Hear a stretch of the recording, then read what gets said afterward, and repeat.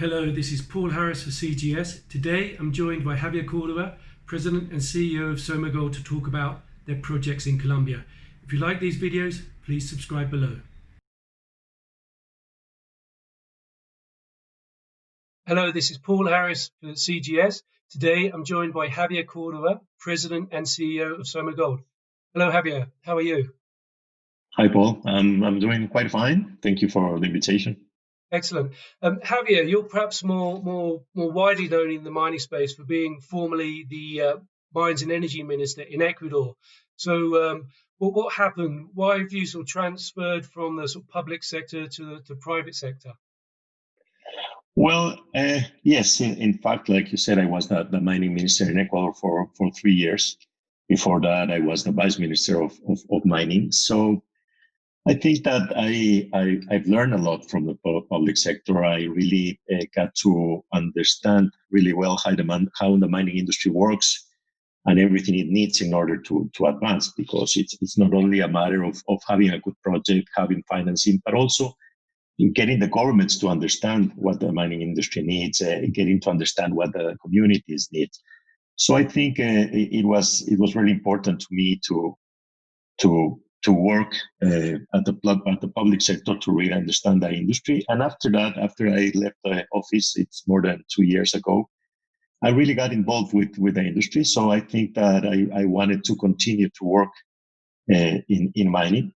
And that's how I continue to be involved. First of all, as a consultant, as an advisor, I work for a couple with the company that I'm working. First of all, as a consultant, but also I supported, for example, with McKinsey in a project in Egypt, working with the government of Egypt, trying to find out that the proper conditions they needed in order to attract investment. And actually, I was really happy to see that they have already started granting some new concessions in Egypt. So it was my decision to continue to be involved in the mining industry now from the private sector.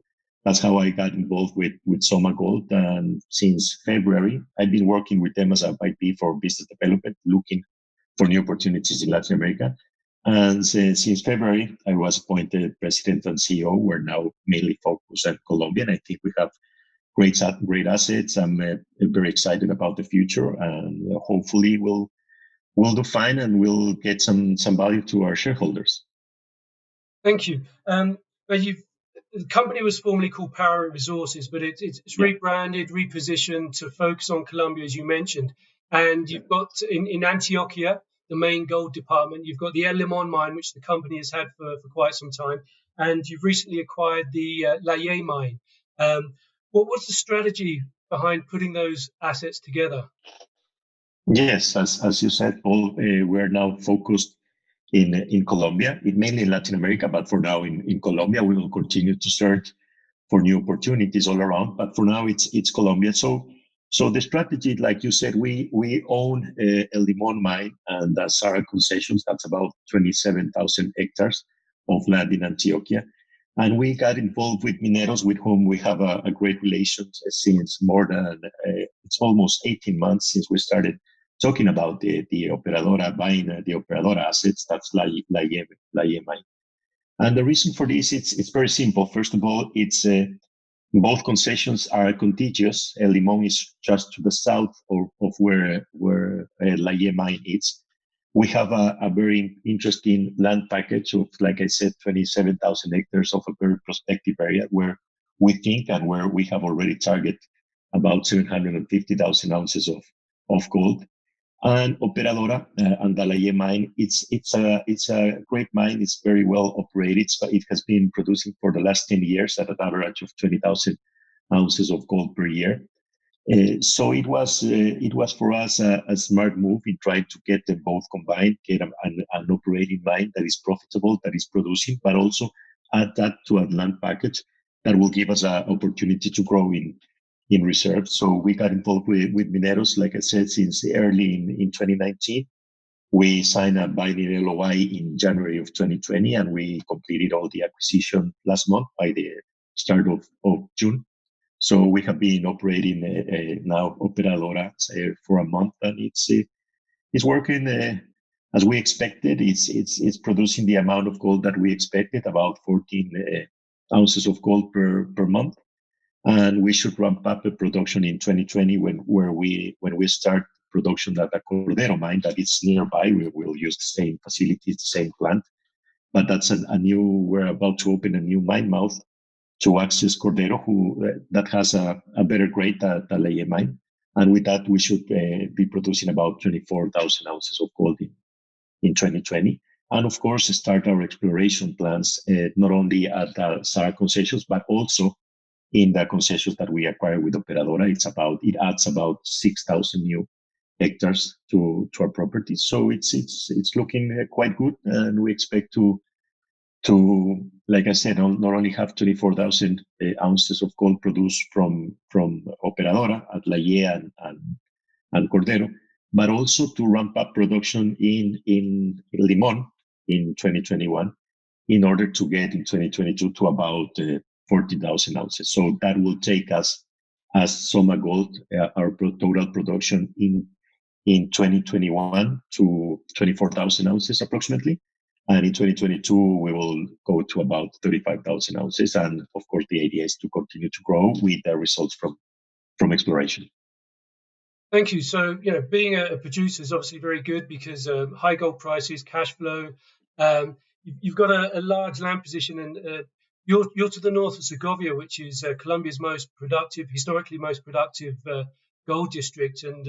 And we're guessing that with Ye and El Limon, you've got plants at either end of that sort of land package, so to speak. So anything you find, any deposits you'd find there, is the idea that they will supply either Ye or Limon, the plants you have there? So I would say the strategy is as follows. We have at the Limon, we have a small plant that we completely refurbished, and it's working out of about 200 tons per day. So it's a smaller plant that we will use first of all, with our own production when we ramp up production at the Limon. And also, we've been engaged with the government and small miners in a formalization process for more than a year. We already have 13 small miners completely formalized by the government. So our idea is to work with them to give them all the capabilities that they need, to support them with all the technical activities that they need, so they can process the ore at our plant.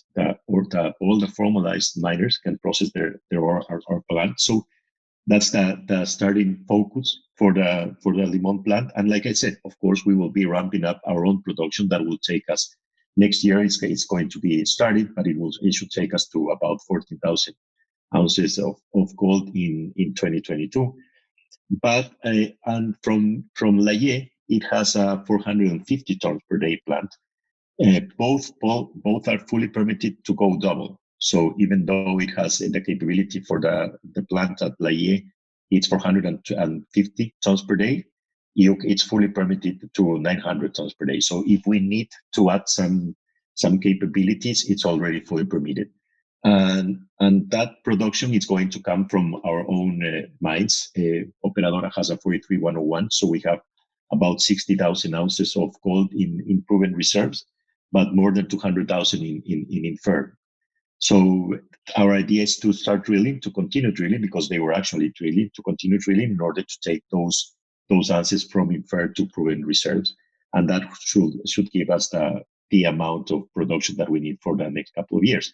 But that's from a starting point of view with the information and the production that we have right now.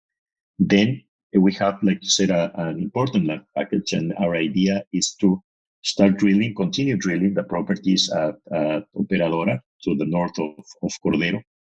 And Cordero, it's a little bit to the south of where we are mining right now at Ye and Mangos. So we should continue drilling in order to take those numbers, those ounces from inferred to proven reserves. But also, we have never drilled at the SAR concession, at the 27,000 hectares that we had at the Limon properties. We have never drilled there. We have some information from the small miners. You know that small miners are great prospectors. So we have information from those mines. We have done vein mapping. We have made sampling. So with that, we have a clear idea of what we're looking for. And we have an exploration plan for the next 4 years with a budget of about $10 million. to target 1 million ounces. So that's basically our in a general idea, in a summary, what's our strategy. You are completely right. We're right. We're to the north of Segovia. So we are in a very prospective area. In that area from Segovia to Nechi, historically it has been produced 18 million ounces of gold. So we're very excited, very confident, and it's a matter to continue to work with the operation. That it's like you said, and with this price of gold, it's very productive, it's cash positive, and also use that amount of cash to invest in exploration and grow our reserves. Thank you. So that sort of approximate $2.5 million a year in exploration, is that just in greenfields exploration on the land package, or does that also include sort of exploration around the mine to find more resources around Ye? Yeah, it includes both. So part of it is greenfield exploration at the Sara concessions, but also includes exploration around the Ye mine and the Cordero mine in order to improve those resources. So it includes both. Okay. On the corporate side of things now, as part of the purchase of Ye, you've still got about $4.5 million to pay to Mineros later this year. And the corporate presentation talks about the possibility of doing a stream or royalty financing deal in order to make that payment. What's the plan there? Well, we have a couple of options, Paul. We have already a couple of term sheets. I would say about 4 that we're deciding what's the best option. So we have a term sheet for a gold loan, the classical gold loan that we will pay with gold deliveries. We have a term sheet for a finance, a pure finance loan with some equities, and we're working with a couple of 2 other options. So the deal with Mineros was we bought it in the closing date was May 31st. So we own 100% of the shares since June 1st. And we made that first million payment that was already made. And we have 90 days in order to make the second payment. So that will be by the end of August, first days of September. And like I say, we have a couple of term sheets. It's just a matter of now deciding which one is the best for the company regarding the terms and the conditions. But I'm very confident that we won't have any kind of trouble signing or closing those deals. Okay, so that's sort of news in the next couple of months then. Yep. We talk a little bit more about the small miner formalization. You mentioned, I think you said you had sort of 12 small miners formalized. How has that process been? Has it been simple and straightforward? Have the miners been very, very sort of willing to enter that process? Has the government really supported that process? So that's an interesting question, and I won't say a difficult one, but I'm going to be completely honest. I think that the miners are working with us because they understand and they see us as their partners, not as an enemy in a way. They don't see us as this foreign company that's coming to their area and is going to kick them out with the government or the military, but as their partners. They really understand that they need to go into a formalized economy, that they need to be formalized, that actually they will have a better recovery of the gold if they work with us. They cannot continue to use mercury, for example. So in that way, they've been working with us very willingly, and actually we've been very supportive in working with them and the government into this process. And the government, yes, the government has been very supportive. You know that there's a lot of illegal production in Colombia, so the government really understands that it's very important for these miners to be formalized. But also they also understand that it's very difficult for the government to do it themselves. It's much more easy, if that's the proper word, if we can work in a 3-way between the government, us as a company, and the small miners. So I would say that the government has been supportive. Of course, we expected timing to be a bit faster. It has taken us much longer than we expected, but finally we have 13 permits already fully formalized, and we're still working in about 10. So we hope that will happen during the year or next year. But I would say that I'm satisfied. I mean, you can always and I've been on the public sector, so I understand how this works. And now that I'm on the private sector, I can see it from the other side. So we wish the process would be easier and faster, but sometimes you have to deal with a lot of bureaucracy. That's normal, but it has been advancing, and this is really important for us, and we want to be good neighbors because the small miners, most of them are people from the area, they live there.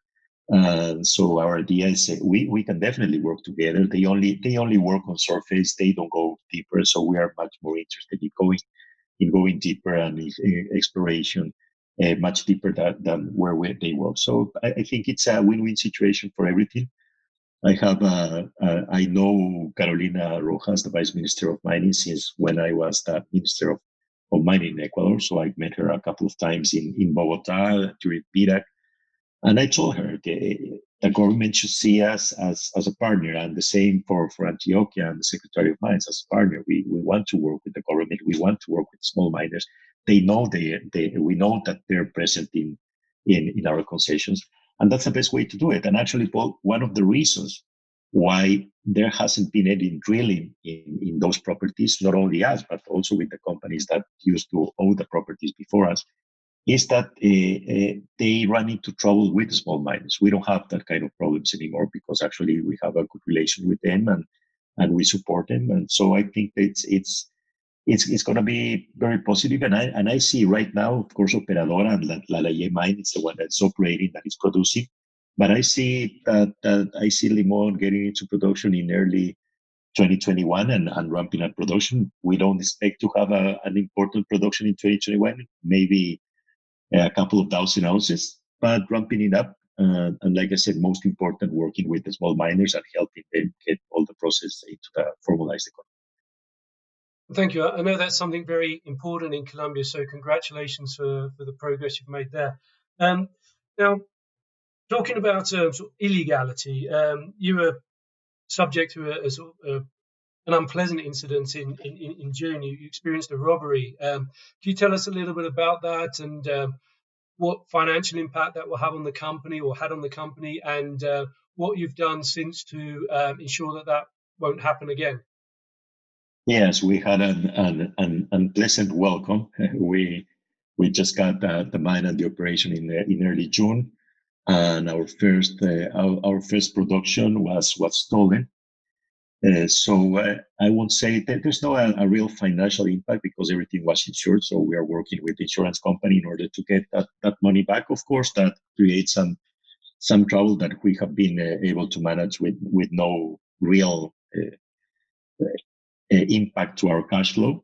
But it was about 600 ounces of I don't remember right now by memory, but there was an impact of about $800,000 that it's insured, that we will get recovery from the insurance. We're working with them. But I think it shows that there's a lot of the protocols that we needed to review. We have already reviewed them. We have a security company that's working with us. We've been in coordination with the military. We're working in order to have a cooperation agreement with the military, that they actually have some presence near El Bagre, where the Mineros operation is, the alluvial operation. So we have reviewed the protocol, the safety protocols in all the aspects, not only in the security itself, in the access points, but all the process of our production, in order for these kind of events not to happen again. It was an unpleasant event, and like I said, we just started at the company. It was our first a gold sale, and it was a shame. Fortunately, it was only that, meaning that there wasn't anybody was harmed or any problems to the employees.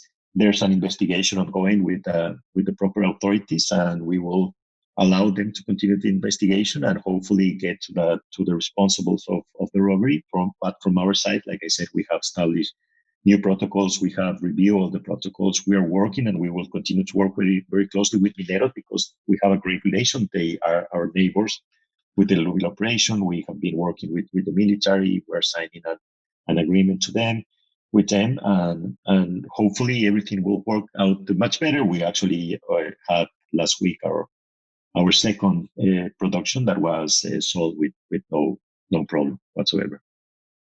Excellent. Well, thank you very much for the update, Javier. Look forward to hearing the exploration results as and when they start to come out, and wish you all the success as the strategy unfolds. Yeah, thank you, Paul. Actually, we will be announcing our exploration results. We already sent a note release a couple of weeks ago with the first results from the north of Cordero, and they're really encouraging. So we're excited. I have a lot of trust on all the potential and that we can find in Colombia, and we are getting really established in the area, in the region, and hopefully we will continue to grow not only in Colombia but also in countries from the region like Ecuador. So thanks again, and I'll continue to get you informed and updated on operations. Thank you very much.